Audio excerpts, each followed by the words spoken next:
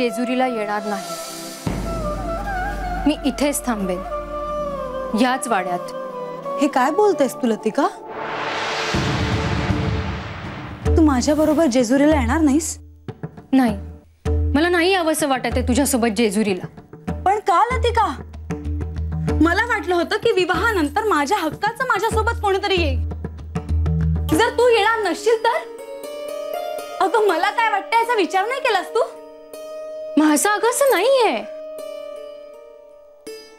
मला माहित आहे माझा हा निर्णय तुला आवडणार नाही, पण मी काय विचार करते अगं, मी या घरची दासी आहे। इथे तू माझी सखी आहेस।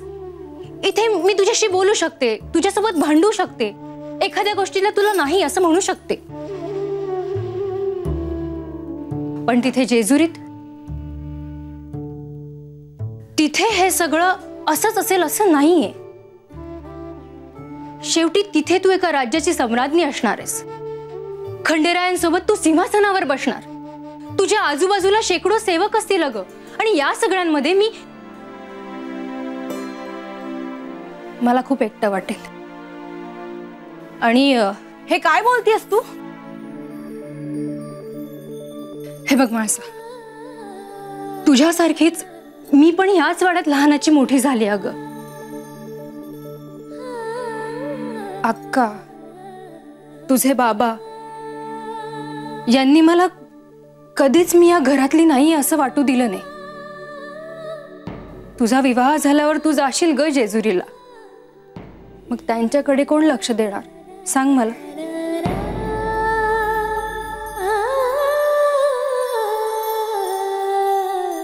पण तरीही मी या घरची दासी आहे हे लक्षात आहे माझ्या। क्षमा असावी। मी तुझ्यासोबत जेजुरीला यावं असा तुझा आदेश असेल तर लतिका,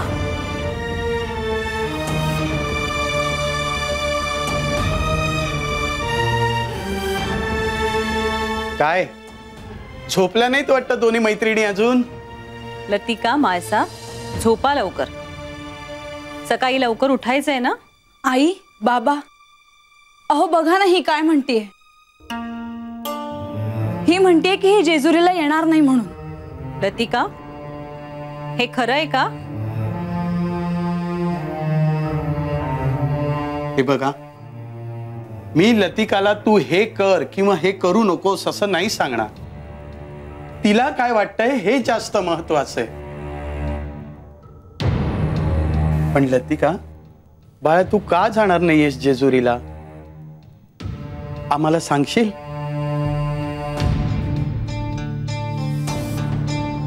मी आणि म्हाळसा आम्ही दोघेही जर जेजुरीला निघून गेलो तर तुमच्या दोघांकडे कोण लक्ष देणार?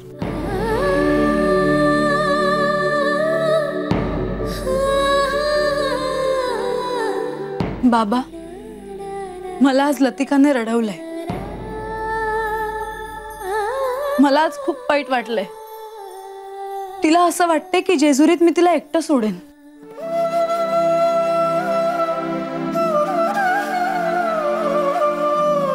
लतिका, मला सांग, या आधी मी तुला कधीतरी अंतर दिलंय?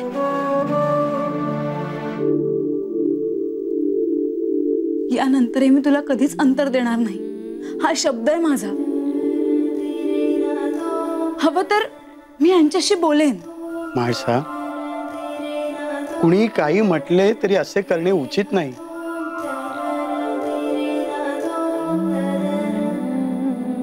लतिका, अगं तू आम्हाला म्हाळसासारखीच आहेस, तेव्हा तुला आमची काळजी वाटणं स्वाभाविक आहे।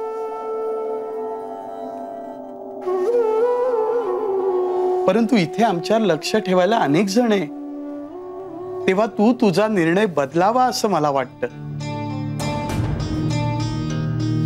लतिका, तू तिथे तिच्या सोबत जर असशील तर तिचा राग अधूनमधून शांत राहील। तुझ्याशी जर ती बोलली नाही ना तर फार अस्वस्थ राहते। एक वेळ ती आई बाबांशी नाही बोलली तर चालेल, पण जर ती तुझ्याशी नाही बोलली तर तिला जराही करमत नाही. तिला जर वाटत असेल तू यावस तर जा. तुम्हा दोघींनाही बरं वाटेल.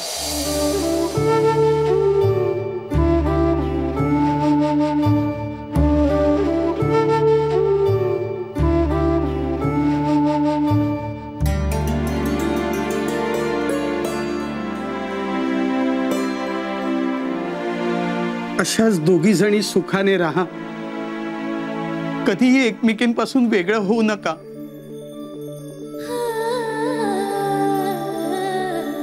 लतिका, मी तुला वचन देते की मी तुला जेजुरीत एकटं पडू देणार नाही. मी कधी अंतर देणार नाही. तुझा शब्द मी कधी दाबळणार नाही. आता येशील माझ्या बरोबर?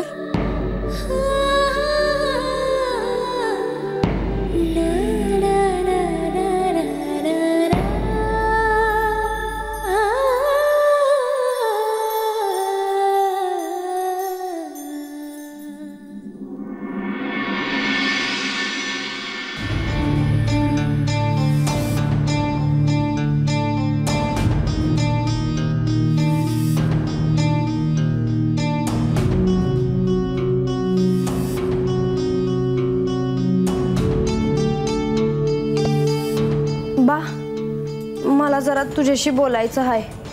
काय झालं? अगं बोल की. आता कसं सांगू म्या? तुला असं वाटत असेल की मला माझ्या रंगाच्या लग्नाबद्दल बोलायचं असेल, पण तसं काय बी माझ्या डोक्यात नाही हाय. मला वेगळ्याच विषयावर तुझ्याशी बोलायचं आहे बघ. तुला जे काय सांगायचं असेल ना ते सांग मला. हा, आणि राहिला विषय तुझ्या आणि रंग्याच्या लग्नाचा, तुला जेव्हा केव्हा वाटेल ना तेव्हा बोलू बघ आपण.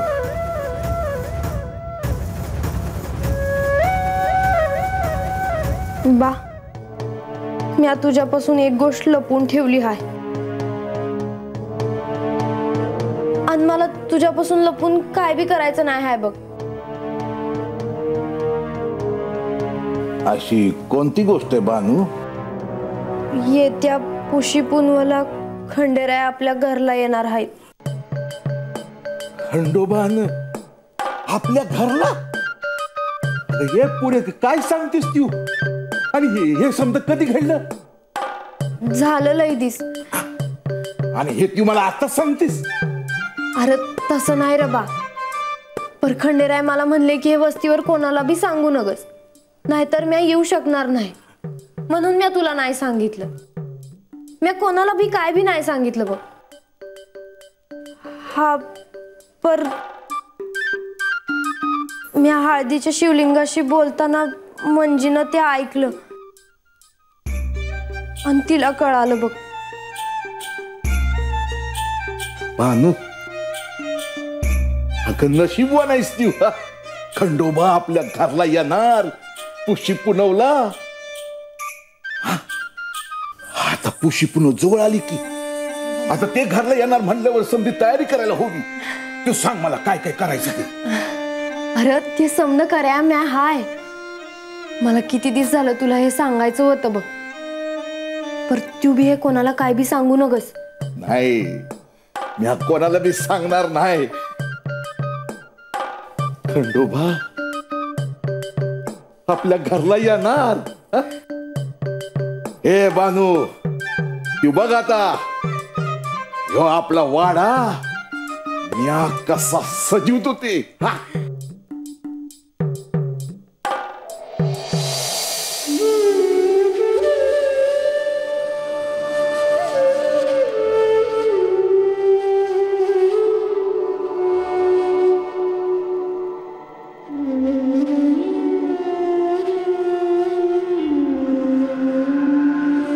अहो,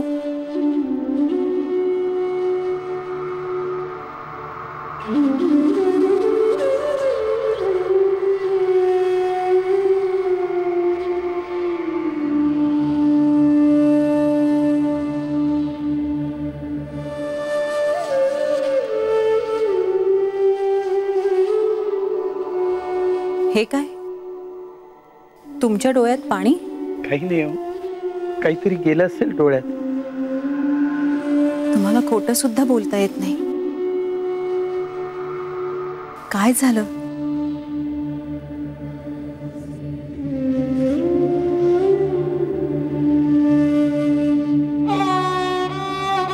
खूप अवघड होऊन बसणार आहे हो माणसाशिवाय राहणं.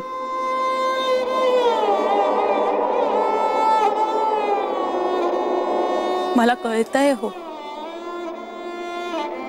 इतकी वर्ष दिवस रात्र सतत तुमचा माळसा माळसा असा जप सुरू होता. अहो, माळसा उठली का? माळसा जेवली का? माळसा बरी आहे ना? तिला नवीन वस्त्र आणलीत का? नवीन दागिने केलेत का? हे बघा, माळसाला फार रागवू नका. तिला जास्त काही बोलू नका.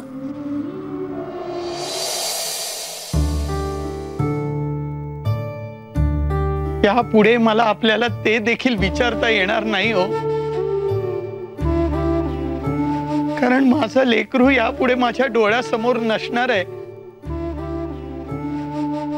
हो, मी तिची आई आहे हो.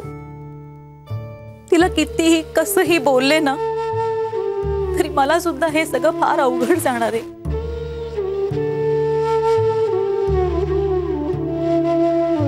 आता तुम्हीच असं डोळ्यात पाणी आणलं तर माणसाला काय वाटेल? ह्या वाड्याचा कोपरा आणि कोपरा तिच्या आठवणीने भरून राहिलाय हो.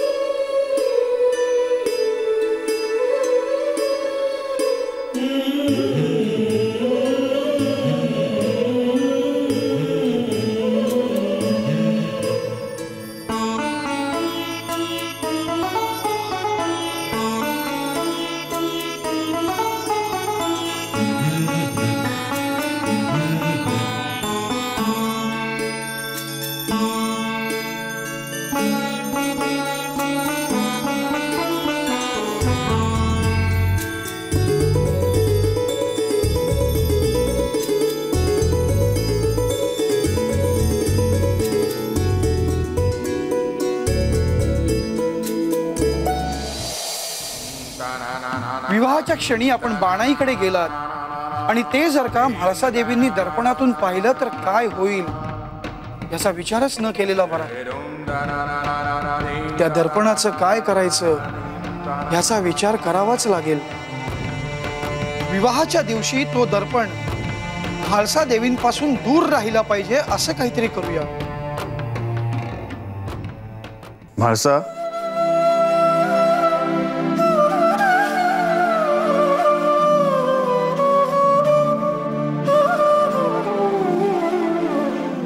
बोलावे. म्हाळसा, मी जसं बोलावे म्हणतो अगदी तसंच तू म्हणालीस. मला आवडतं तुम्ही बोलावे म्हणतात. काय महत्वाचं बोलायचं होतं आपल्याला? म्हाळसा, जेव्हा तू विवाहाला पालीला येशील तेव्हा या सुवर्ण दर्पणाचं काय करणार आहेस? काय म्हणजे? तो मी माझ्या जवळच ठेवणार आहे आणि मग जेजुरीला सोबतच घेऊन येणार. परंतु विवाहाच्या गडबडीत, इतक्या गर्दीत हा सुवर्ण दर्पण सुरक्षित राहील? तुम्हाला असं वाटतंय ना की सुवर्ण दर्पण सुरक्षित नाही म्हणून? होय म्हाळसा, हा सुवर्ण दर्पण सुरक्षित नाही. कारण ज्या कोणाला गूढशक्तीचे ज्ञान आहे आणि त्याच्या हाती हा सुवर्ण दर्पण लागला तर तो कुठल्याही क्षणी मी काय करतो आहे हे पाहू शकेल. मग मी काय करू? विवाहाच्या दिवशी हा सुवर्ण दर्पण एखाद्या बंद पेटीत ठेवून दे. तुझ्याजवळ ठेवू नकोस. ठीक आहे. आणि म्हाळसा, एकदा तू जेजुरीस आलीस तर ह्या सुवर्ण दर्पणाची काय आवश्यकता?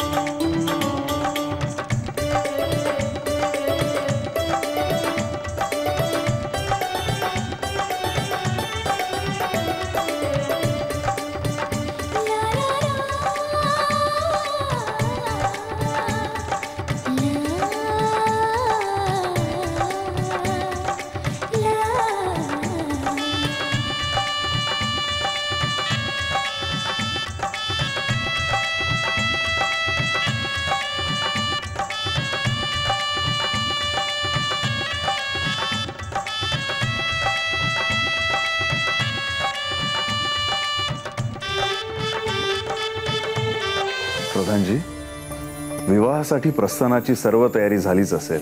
होय देवा, लक्ष्मी देवींनी प्रस्थानाची सर्व तयारी पूर्ण केली आहे.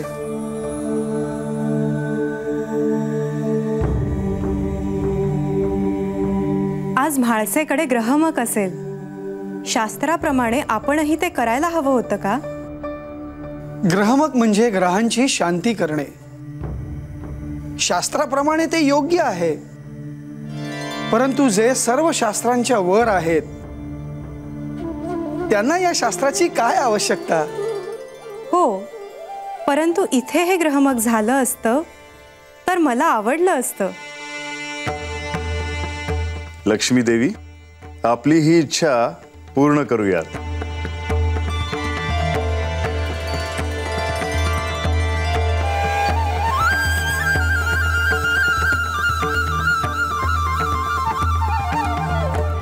हे सूर्य चंद्र, मंगळ बुध गुरु, शुक्र शनी, राहु केतु,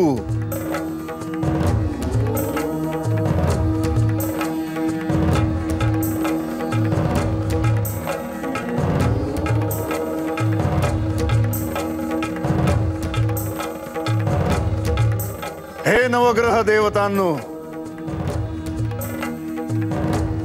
माझ्या विवाहानिमित्त ग्रहमकासाठी आपण जेजुरीच्या नभांगणात प्रकट व्हावे.